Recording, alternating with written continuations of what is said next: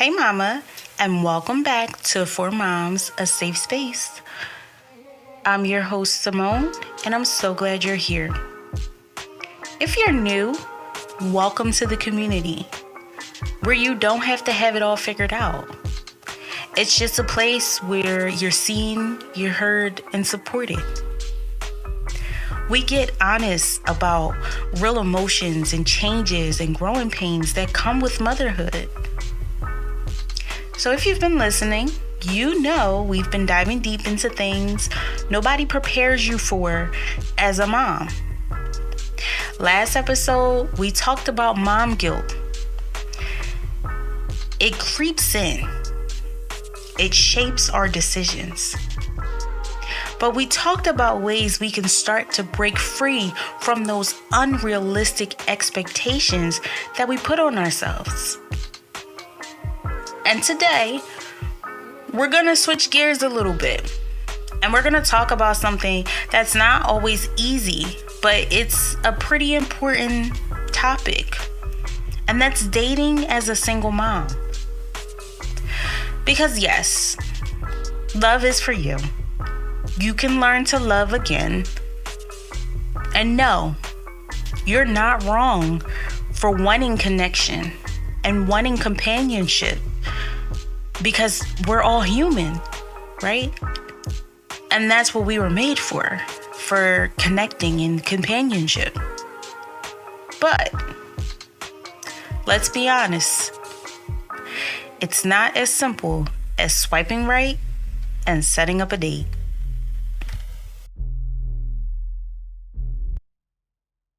So let's get into it.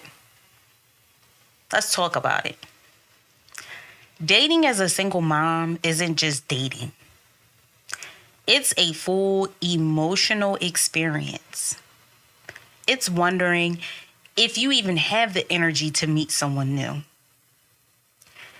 It's feeling guilty for even wanting companionship when your babies still need so much of you. It's not just thinking of your heart anymore. It's thinking about your kids' hearts too. I briefly dated after a traumatic situation. And what I realized is the courting, the sliding into DMs, the text messages, the phone calls, the FaceTimes, when you're meeting someone new and you guys are getting to know each other, it's exciting. It is exciting. Because you get to feel something that you haven't felt. You get to feel wanted. And wanted in a way outside of being a mom. Because your kids, they always want you. They need mom for this, they need mom for that. But feeling wanted by someone who is courting you is a different type of feeling. But in that same sense, reality hits quick because you begin to see that most people, those without kids or those who have kids but aren't active in their kids' lives, they don't get it. They don't understand that your child comes first always. They don't understand that you can't just pick up and go at 9 o'clock for some dinner or a movie night. They don't get that childcare isn't always available and that babysitters cost money. And even if you are able to find a sitter, sometimes your heart is not going to be in it because you're thinking about your child who needs you at home. So dating sometimes can really suck. That awkward small talk. The guy who talks about his ex the entire time. The ones who try to talk to you in a sexual manner and it's like, we just met and already you're undressing me with your eyes and talking about this and that and it's inappropriate. And you want to feel wanted but not lusted after. So then you start to question, is dating even worth it? Is it even worth it? Then that sneaky feeling might come up on you where you may feel like you're doing something wrong for wanting more for yourself. And then the guilt can creep in where you're like, I want to feel desired again. I want someone to see me outside of my role as a mother and like want me for that person. But here's a truth. Wanting love, it doesn't make you any less of a mother. It makes you human. And if someone can't honor both the woman and the mom in you, they are not for you. You see, the right person won't see your child or children as baggage. They'll see them as a blessing, just like they see you as a blessing. It's funny because I probably dated for about a year and some before I ended up reconnecting with my children's father. And initially we had, started to rebuild a friendship. I can't really say that we took things slow because we already knew each other, but we had to learn who we were now. Because at this point, it had been, like I said, about 8-9 years since we were in a relationship with each other. And so it was relearning each other, but learning each other in the space we were in at that time. But it made things easy between us because he already knew what my life was. He already knew that our son came first. My rhythm and my priorities. But what I will say is dating as a single mom, it taught me that love isn't about recreating your old life. It's about building a new one with someone who respects what you carry. So I want to talk about our mindset when it comes to dating and how we have to shift ourselves. You have to think differently of yourself when you start dating as a single mom. You have to understand that, 1, you are not broken. 2, you are not too much. And 3, you come with depth, with wisdom, and love that has already been tested. And that's a beautiful thing. It's a beautiful thing. And understand, if someone makes you feel you have to shrink to fit, yeah, they're not for you. They're not for you. Wanting love doesn't make you a bad mother. It doesn't mean that you love your kids any less. It means you're human, a full woman, not just a role. When you talk about dating and beginning to get out there, people often say you need to set boundaries. But then people get boundaries and walls confused. Right? So you have to move slow, but also be cautious. You have to allow your boundaries to act like a filter, not a fortress. Keep out what doesn't serve you and make space for what could actually heal you. And understand that love is going to look a little bit different. And that's okay. That's okay. You want the quiet consistency. You know, someone who just checks in on you on your heavy days, or someone who's cool with Friday night being pizza, Disney Plus, and just chilling. Someone who doesn't need that highlight reel because they want the real you. You now define what love looks like. And you do not have to apologize for it. You don't. Because what's for you and who is for you will be for you. And they're going to act accordingly to make sure that they are for you. So let's talk a little bit about when you actually tell someone that you're a mom. Because I know that's a burning question for a lot of single moms. You know, you meet someone, you guys are hitting it off, and then in the back of your mind, you're thinking like, okay, I have 2 kids and they're these ages and I have to really be present for them. So I can't necessarily make you a priority. But when do I tell him this? If I tell him too early, it might scare him off before he's even gotten the opportunity to know me. But if I tell him too late, it could seem like I'm deceiving him in a way. The answer is you tell them when you're ready. But also not so late it feels like a secret.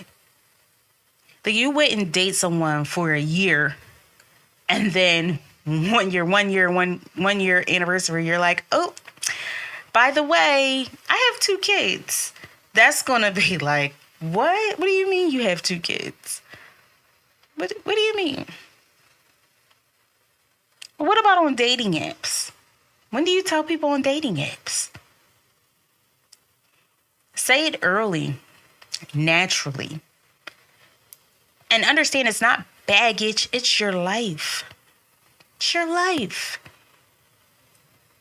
You have to protect your energy at all times. Ask your real questions up front. Ask questions like, well, what do you like to do on the weekends? What's a typical weekend look like for you? Maybe ask a question like, what are you proud of this year? Ask in-depth questions that makes the person have to think and not surface questions that they can just easily answer. Because you want to get to know this person because ultimately you're introducing them to your children. And you want to make sure that they're a good fit and even worth being introduced to your children. When you do start going on dates, the first couple of days should be child-free. And your kids, they don't need to meet everybody. It's a big one. Your kids do not need to meet everybody that you talk to. You, as mom, you have to feel secure about who they are before you introduce your kids to them. Because at the end of the day, the person you're talking to, they don't owe you anything. And at any moment, they can say, this has been fun, but I'm out. And then you have to explain that to your child why they no longer are seeing this person. So make sure you feel secure about them before you introduce them to your kids. Let's talk about some green flags. A major green flag is that they respect your time. They understand that your kids are your priority and your mom duties come before them. So they know that you may not be able to hop on a FaceTime call at 8 o'clock at night because you're dealing with bedtime. Or you may not be able to hop on a FaceTime call at 6 p.m. because you guys are having dinner together. You can't just pick up and go on a little weekend getaway because you have to figure out where your kids are going to go. A person who respects your time and understands, chef's kiss. They don't rush you. They're not trying to rush you into anything. They're not trying to rush you into a relationship or rush to meet your kids. They are cool with how things are flowing. They like it. They support you. And they don't compete with your priorities. But then you have red flags. Red flags. The guilt tripping. The inconsistency. One day, they're calling and texting all day. The next day, you don't hear anything. Inconsistent. Red flag. Red flag on the play. Cut it short before you get any further in. You have to remember your time and love are sacred. And it's okay to be lonely sometimes. But please do not let that loneliness convince you to settle for less than you deserve.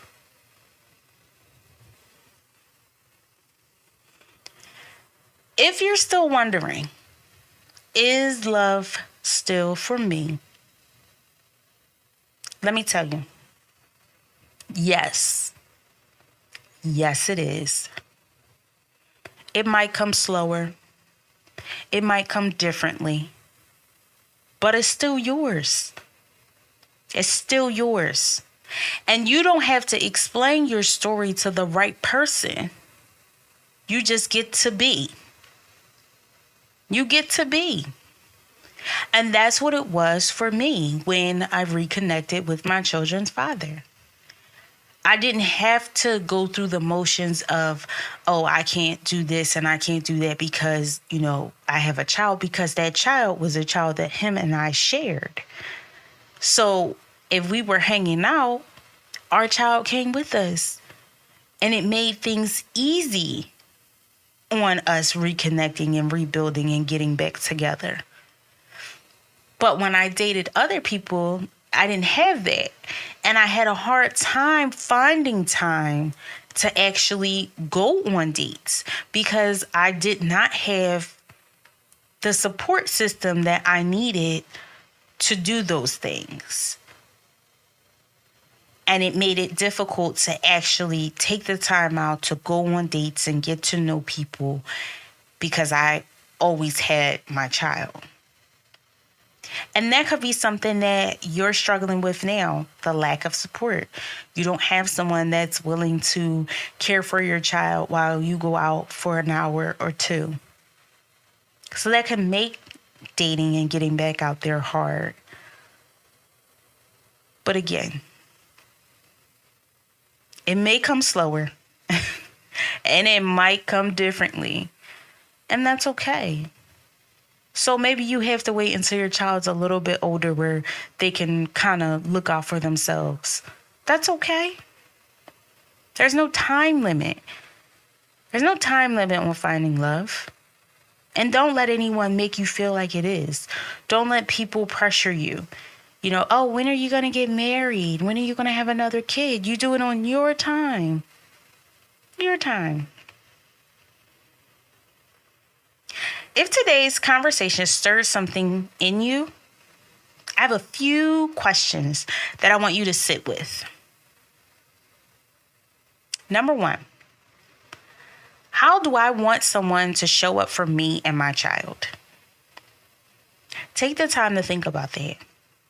Because remember, the person you meet, you're not just getting to know them for you. You're getting to know them for you and your child or children. So how do you want them to show up? Number two, this is a big one.